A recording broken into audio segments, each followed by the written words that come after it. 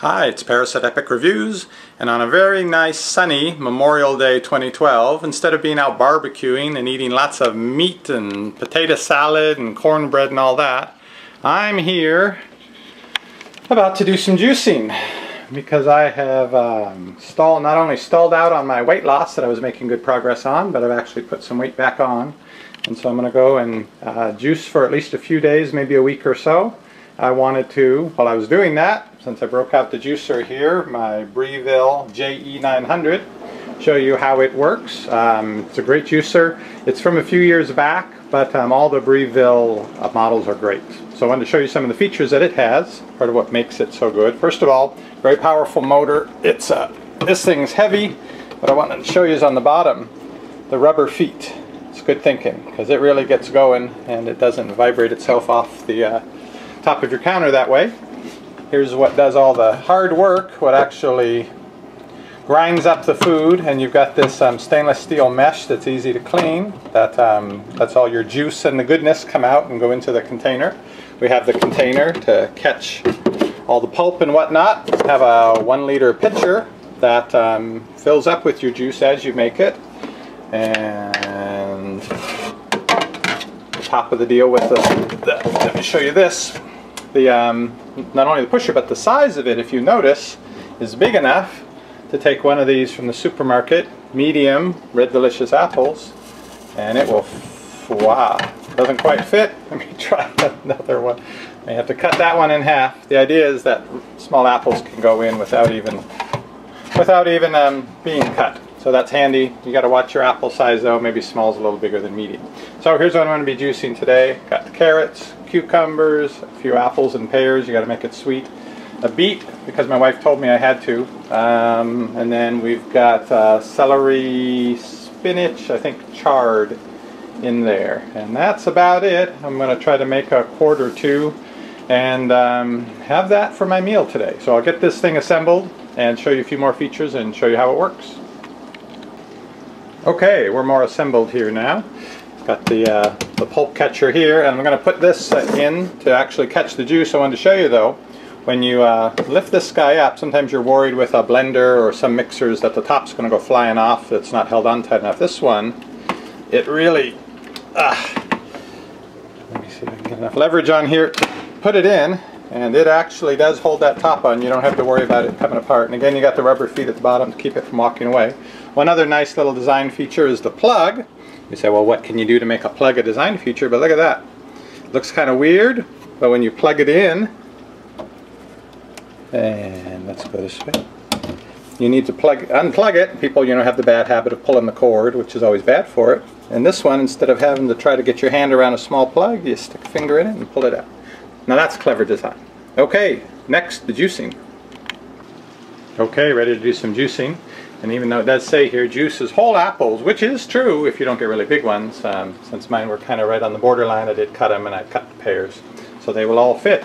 Now this is a 600 watt, it draws 600 watts, pretty good horsepowerage. It really rips things up good. I'm going to turn it on, start feeding some things in, let you see what it looks like. So here we go.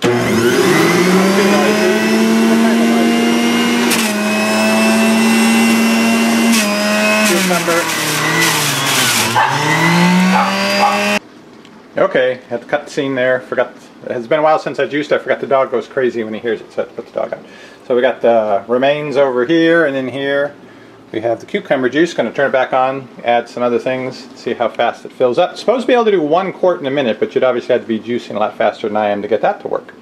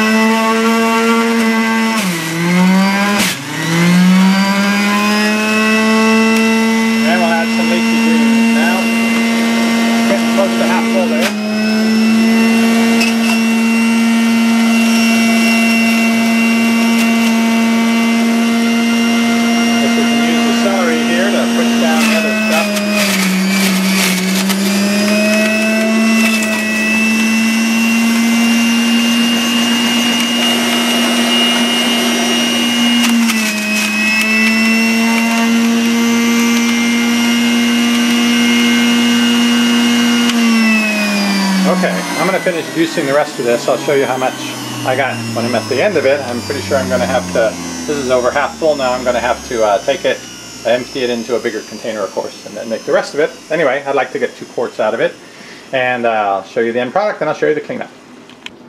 2 other quick design features here. I've still got to finish my juicing, but I filled this up.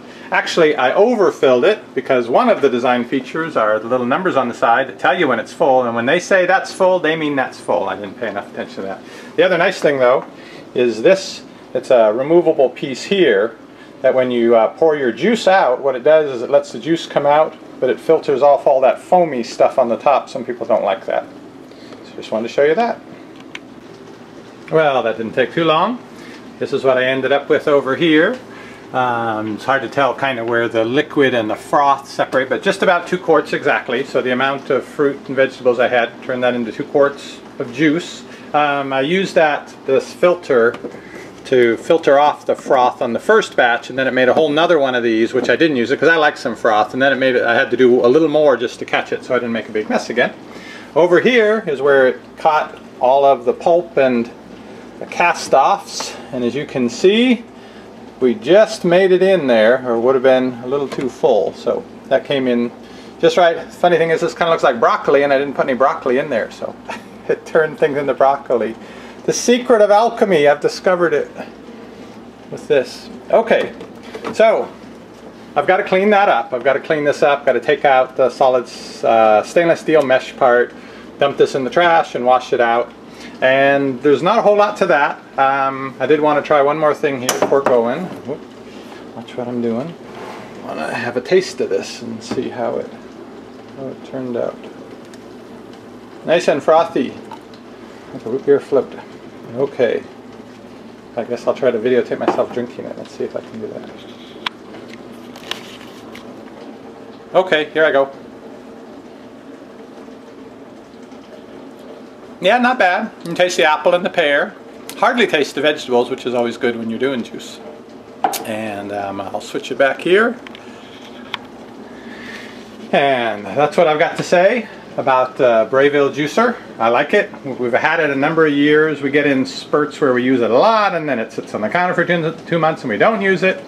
But again, with my weight issues, which hopefully I can chronicle a little more thoroughly in another venue, this is a good way to knock off a few pounds quick. So that's what I have to say about it. If you can find any of these Breville models, I think you'd be very pleased with that as your juicer.